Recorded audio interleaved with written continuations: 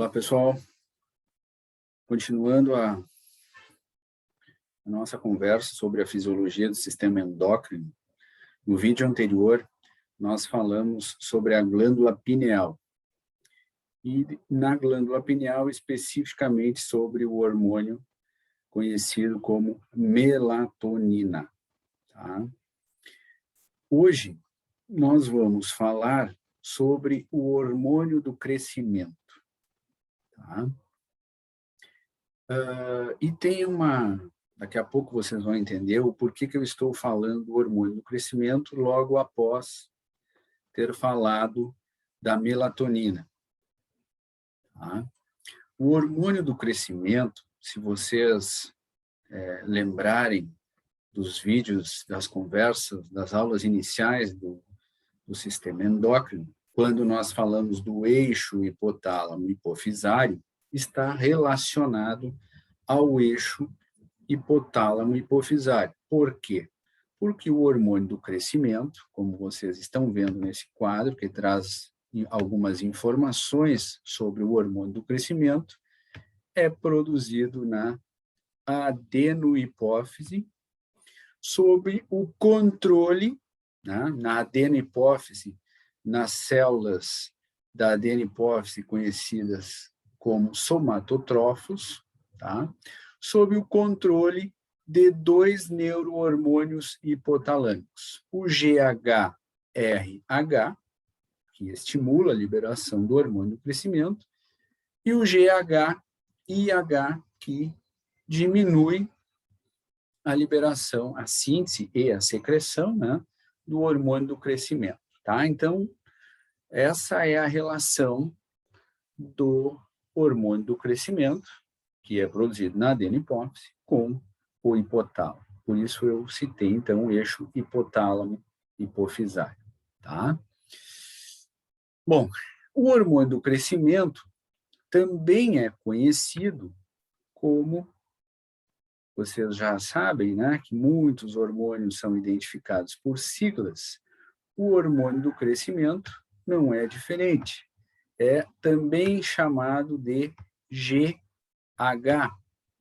que nada mais é do que o Growth Hormone, ou ainda conhecido como somatotropina ou somatotrofina. Tá? Mas eu tenho a impressão que, comumente, o termo mais utilizado é hormônio do crescimento mesmo, né? Até porque este termo já nos dá uma ideia da função deste hormônio do crescimento. Muito bem.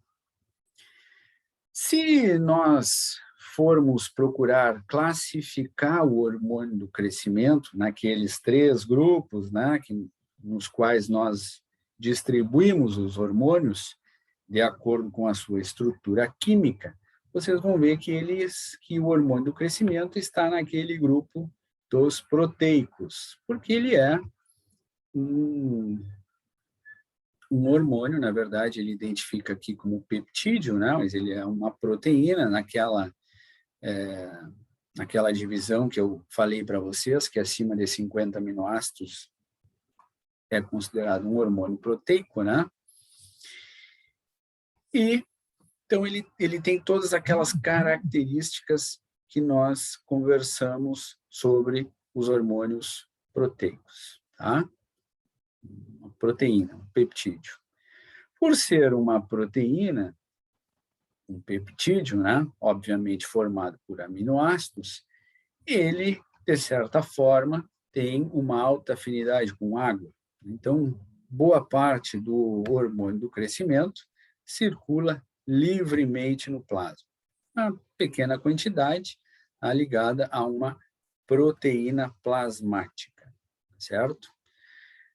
Ainda por ser um hormônio proteico, ele tem uma meia-vida considerada curta, né? Então, na medida em que ele vai sendo liberado, em média, em torno de 20 minutos depois, metade daquela quantidade liberada de hormônio do crescimento já agiu e já foi metabolizada. Aqui, neste ponto, fatores que afetam a sua liberação, é que se explica o fato de eu ter falado, ou estar falando do hormônio do crescimento logo após ter falado da melatonina, ou seja, da glândula pineal. Tá? Então, a síntese e a secreção, especialmente a secreção do hormônio do crescimento, obedece o que a gente chama de ritmo circadiano. O que é esse ritmo circadiano? O que significa a secreção de hormônio do crescimento obedecer ao ritmo circadiano, ou ciclo circadiano?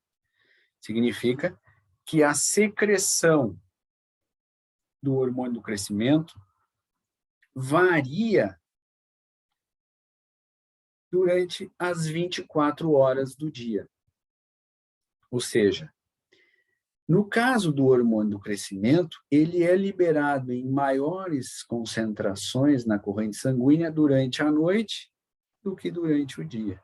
Então, ele obedece ao ritmo circadiano, ou seja, a secreção dele varia ao longo das 24 horas do dia. E repito, ele é liberado em maiores concentrações à noite do que durante o dia. Tá? Lembrando para vocês que nós reconhecemos esta variação nas 24, esse ritmo, esse ciclo circadiano, porque durante o dia nós temos uma maior exposição à luz, durante a noite, teoricamente, nós não temos uma exposição à luz. Isso é reconhecido pelos nossos fotorreceptores, e esses estímulos de luminosidade maior ou menor, né? No caso menor, é enviado à nossa glândula pineal, que aumenta a liberação de melatonina durante a noite e, consequentemente, essa melatonina participa, é um dos estímulos para que, durante a noite, nós, então, aumentemos a secreção, especialmente, de hormônio do crescimento. Tá? É interessante que a gente entenda essa importância da maior secreção de hormônio do crescimento durante a noite, tá? Porque o hormônio do crescimento, pessoal, vocês vão ver daqui a pouco, ele é um hormônio que age diretamente nas células, mas ele, em algumas células, mas ele age indiretamente através da estimulação, da síntese e de secreção de substâncias que nós conhecemos como fatores de crescimento semelhantes à insulina, tá? Que são os IGFs. Mas tanto diretamente como indiretamente, ou seja, através dos IGFs, o que o hormônio do crescimento faz é estimular o metabolismo celular. E, consequentemente, estimulando o metabolismo celular, ele é fundamental para, em determinadas idades, principalmente, né, ele é fundamental para o desenvolvimento corporal. Ele vai estimular o crescimento, né, do tecido ósseo, do tecido cartilaginoso, da musculatura, enfim, dos nossos órgãos. E daí o nome, hormônio do crescimento. Ele estimula o crescimento, né, o desenvolvimento corporal. Por isso, ele é fundamental durante toda a nossa vida. Tá? Não é porque a pessoa deixa de desenvolver o seu tamanho, né, o corpo, na fase adulta, que ele não vai mais existir, não. Ele é importante durante toda a nossa vida. Tá? Mas, evidentemente, que ele é indispensável para que haja o desenvolvimento corporal fisiológico, tá? Que muito é ditado pela carga genética, também pelo ambiente, evidentemente, mas muito pela sua carga genética, né? Então, o indivíduo traz na carga genética a capacidade do seu desenvolvimento corporal e muito vai depender, então, da secreção de forma adequada do hormônio do crescimento. Aí a gente começa a entender por que uma criança, um bebê, dorme praticamente 24 horas no dia, né? E principalmente por que a criança, o bebê, e depois a criança, conforme vai crescendo, precisa ter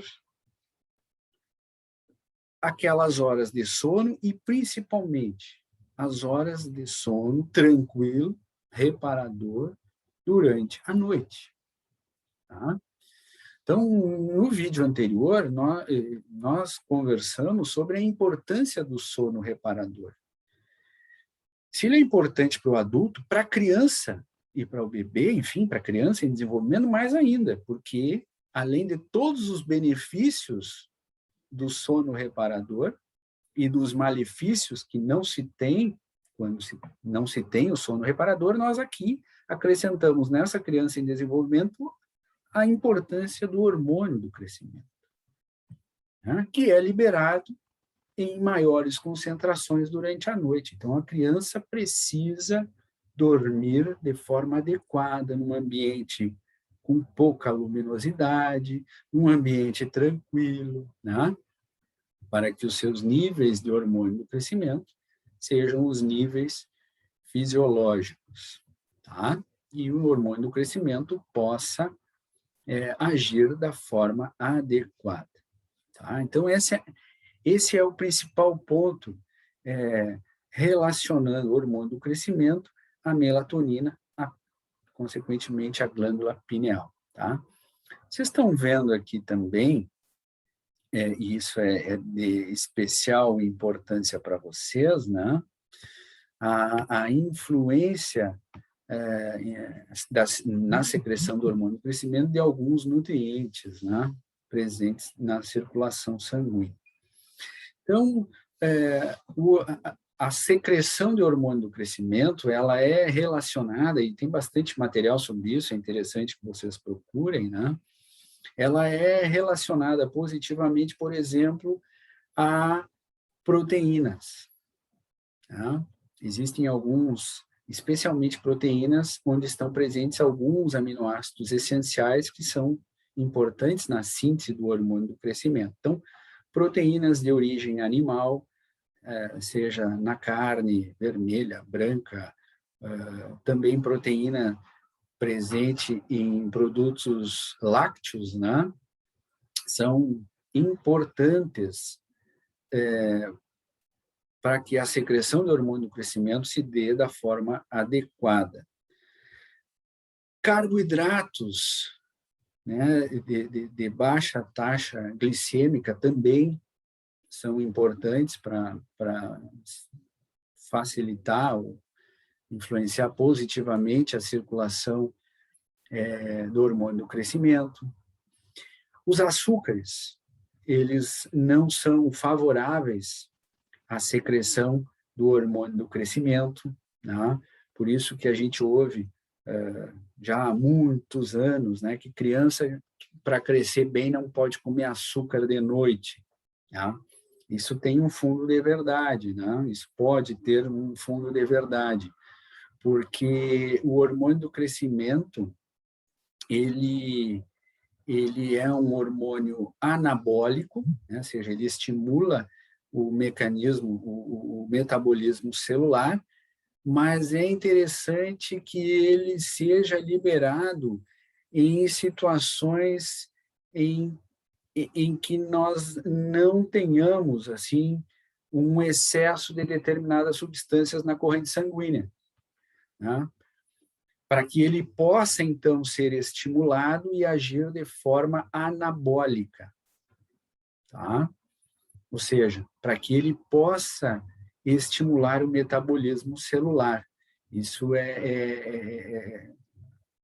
sob algum aspecto, pode parecer paradoxal, mas não é, né? O nosso organismo, ele é complexo, ele é todo autorregulável, digamos assim, e se nós temos uma condição de sobra de nutrientes, digamos assim, a nossa tendência é armazená-los, tá? Armazená-los, ou seja, isso é uma condição de evolução da espécie, né? E quando nós temos uma condição, digamos assim, de menos sobra, nós temos a tendência em utilizar aqueles nutrientes, né? E é o caso do hormônio do crescimento, a gente precisa utilizar os nutrientes que estão disponíveis na corrente sanguínea para o metabolismo celular. Então, aquilo ali é como se acelerasse aquele processo de utilização dos nutrientes, né? Então, se a gente tem, por exemplo, uma grande ingestão de açúcar, onde a taxa glicêmica sobe rapidamente na corrente sanguínea, né? Ali há uma sobra de glicose, especialmente, né? E há uma tendência a armazenar esta glicose. E o nosso corpo, então, entra num estágio de armazenamento e não tanto de utilização daquilo que está presente na corrente sanguínea, certo? Aqui fala em estresse, né? E evidentemente que um indivíduo estressado, ele tem uma menor qualidade de sono, e se tem uma menor quantidade de sono, ele vai ter a qualidade do sono, ele vai ter a liberação de hormônio do crescimento prejudicada. O indivíduo estressado também aumenta, né? Há uma tendência de aumento de glicose na corrente sanguínea, isso também vai prejudicar a secreção de hormônio do crescimento pelas mesmas condições, né? De alta taxa glicêmica durante a noite, o que não é desejável, né? E é interessante, eu só fazendo um parêntese aqui, um tanto quanto complexo entender o metabolismo nosso como um todo, né? É bastante coisa, mas se a gente compara, por exemplo, o hormônio do crescimento em roedores, por exemplo, o rato, né? O rato, ou o camundongo, né? Os ratinhos, enfim, em geral, é exatamente o oposto, né? O rato, ele tem um hábito alimentar noturno, né? Então, os ratinhos, eles saem para se alimentar durante a noite e eles ficam na toca, né? Quietos lá, dormindo, enfim, durante o dia. E é justamente durante o dia, no camundongo, enfim, nos roedores, que a secreção de hormônio do crescimento é maior, ou seja, é exatamente o oposto ao nosso, porque os nossos hábitos são diurnos. À noite a gente dorme, e os roedores ao contrário, né? Eles dormem durante o dia e os hábitos deles são noturnos. Então, é mais ou menos por aí o caminho para vocês entenderem a importância de uma alimentação correta, balanceada, já na criança. Já na criança. Não só para a sua saúde, ou, digamos assim, para aquela parte da saúde que a gente mais se preocupa em evitar, que é a obesidade, né? Mas também em função do seu desenvolvimento em termos de hormônio do crescimento, né? E sem falar que a obesidade em crianças é uma epidemia, né? Já em alguns países, né? Tá, pessoal? Então, é importante a conscientização dos pais de cuidar a dieta da criança, né? Certo? Isso é muito importante. Também porque isso vai influenciar no desenvolvimento, no crescimento da criança. Bom, poderíamos falar mais coisa, mas a gente já está um tempo adiantado. Como eu disse para vocês, o hormônio do crescimento, ele age em diversos tecidos, porque ele age no metabolismo geral, tá? Mas ele age no fígado, ele age também em muitas outras células, e basicamente aqui o que ele faz nas células, a primeira coisa que ele faz nas células é estimular, então, a síntese de fatores de crescimento semelhantes à insulina, que são os IGFs. E os IGFs, por sua vez, diretamente desempenham, então, dentro das células, diversas funções, sempre estimulando o metabolismo celular, né, o funcionamento das células. E são IGFs, e eu estou tentando escrever aqui, IGFs e subscrito um S. Isso aqui é um S, não é um 5, tá? É um S.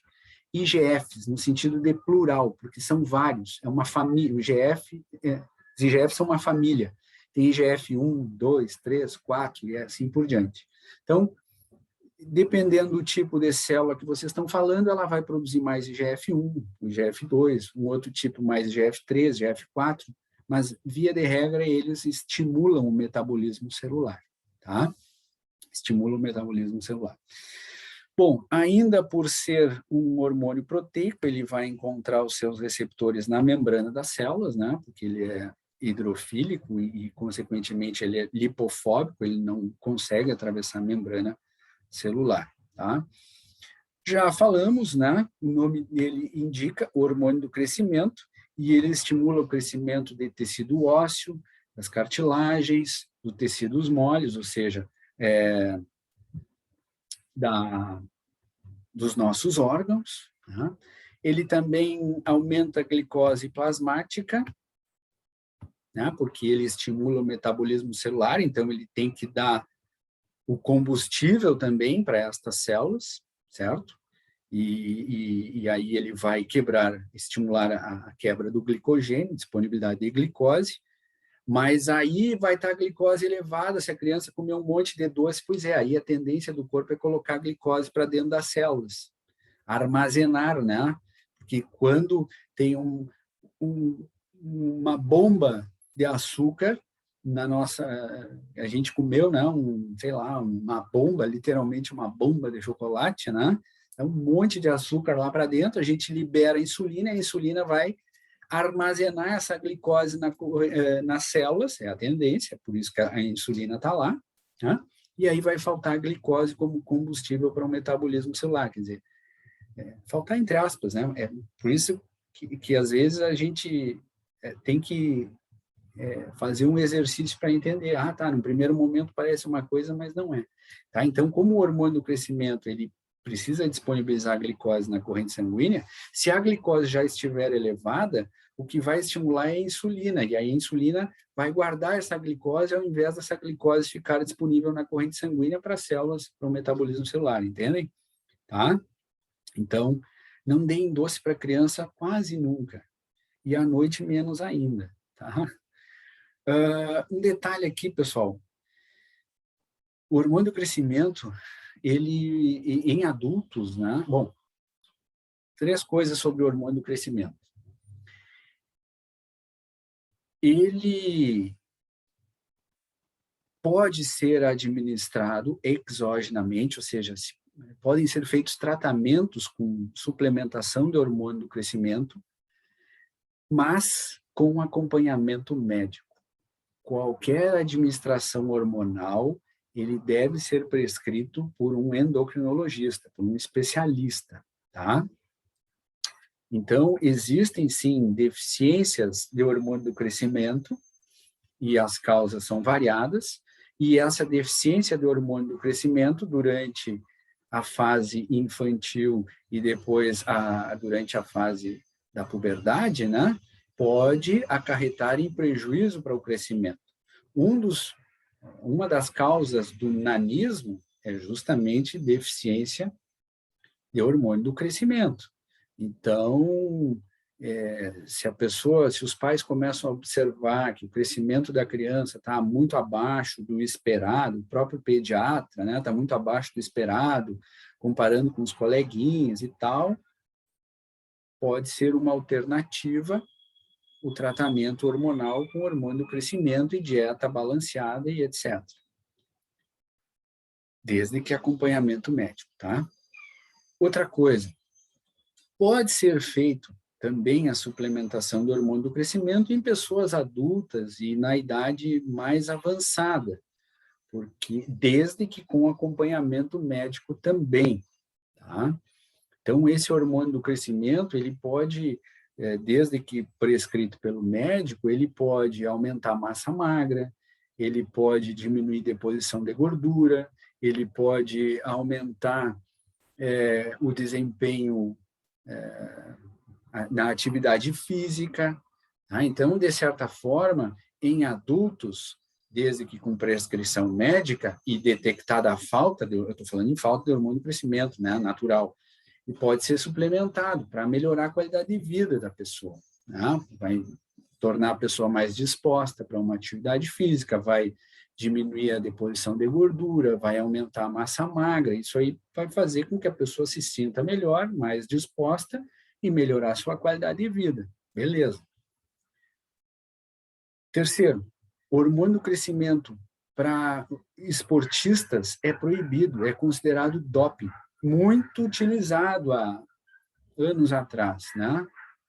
Até meados ali da década de 2000 ali, quando os exames não eram muito desenvolvidos para captar o hormônio do crescimento exógenos, os atletas usavam, mas é proibido, é considerado doping. Então, nem pensar o hormônio do crescimento para atividade esportiva profissional, né? Não pode. E uma quarta coisa, o hormônio do crescimento, quando administrado, e repito, por isso a importância de ser prescrito por um médico especialista, ele vai trazer benefícios, pode trazer benefícios, mas aquela coisa, o hormônio, quando ele é administrado, a diferença entre o veneno e o remédio é a dose. Né? Então, o hormônio do crescimento sendo administrado de forma controlada e adequada, ele é um remédio, pode ser um remédio, tanto na fase de crescimento quanto já na fase adulta. Mas, de forma indiscriminada, ele se torna um veneno, porque ele pode causar, por exemplo, um crescimento celular indiscriminado, e esse crescimento celular, daqui a pouco as células se proliferando rapidamente, por exemplo, no fígado, tem uma alteração gênica numa célula, aquela célula alterada começa a multiplicar, câncer. Tá? Então, esses caras que usavam de forma indiscriminada o hormônio do crescimento e outros hormônios, né? Muitos desses caras, atletas aí, eles tinham um problema de câncer hepático, né? Em função desse uso indiscriminado, tá? Bom, e agindo lá na célula, na medida em que ele estimula o metabolismo celular, ele estimula, né, mais especificamente, ele estimula a síntese de proteínas, né? Síntese proteica, e é por isso que os nossos tecidos crescem na medida em que vai aumentando a síntese de proteínas, tá? E ele faz isso estimulando a transcrição gênica, né? Estimulando a síntese do RNA mensageiro a partir do DNA, e esse RNA mensageiro depois vai passar pela tradução, ou seja, a partir dele vai ser produzido proteína. Tá, pessoal? Eu pretendia falar já da glândula adrenal hoje, mas acabei falando muito aqui, ficando muito tempo nesse quadro, então eu vou deixar as adrenais para um próximo vídeo. A gente já está chegando aqui no nosso tempo previsto, tá? Então, esse é o hormônio do crescimento, ou GH, ou somatotropina, ou somatotrofina, tá? Isso é interessante, tem bastante coisa relacionada à alimentação, à nutrição, né? Então, é interessante que vocês deem uma olhada, se tiverem interesse, né? Tá bem? Um abraço, dúvidas, me perguntem. pelo WhatsApp ou pelo e-mail. Tchau, tchau.